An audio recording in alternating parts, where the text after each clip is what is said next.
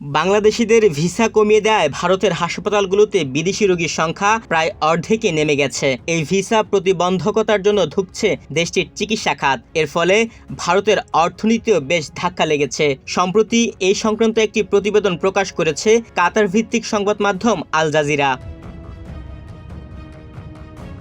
আওয়ামী লীগ সরকার পতনের পর কিছুদিন স্থগিত রেখে গত কয়েক মাস ধরে সীমিত আকারে ভিসা কার্যক্রম পরিচালনা করছে বাংলাদেশে ভারতীয় দূতাবাস।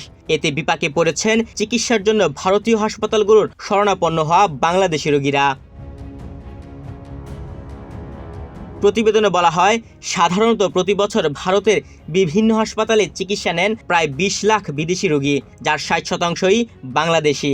গত ৫ আগস্টের পর বাংলাদেশি রোগীর সংখ্যা ৮০% কমে গেছে। অর্থাৎ এসব হাসপাতালে বিদেশি রোগীর সংখ্যা প্রায় অর্ধেকে নেমে এসেছে। চিকিৎসার জন্য ভারতে যাওয়া বিদেশি রোগীরা দেশটির অর্থনীতিতে বড় অবদান রাখেন।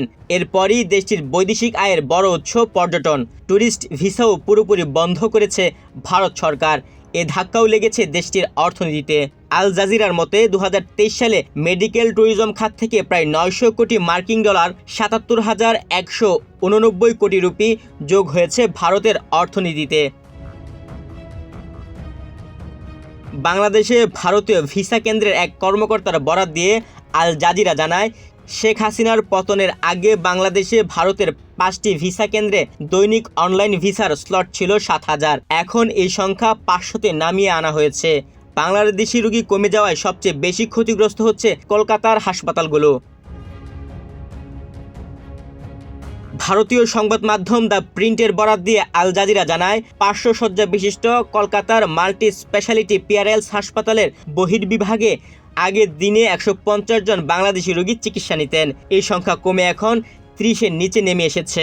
ভারতের স্বাস্থ্যসেবা অ্যাসোসিয়েশন জানিয়েছে, বেঙ্গালুরুর নারায়ণ হেলথ, চেন্নাইয়ের অ্যাপোলো এবং ভেলুরের ক্রিশ্চিয়ান মেডিকেল কলেজও এই ভিসা প্রতিবন্ধকতার জন্য ক্ষতিগ্রস্ত হচ্ছে। তুহিন ভুইয়া, বাংলাদেশ প্রতিদিন।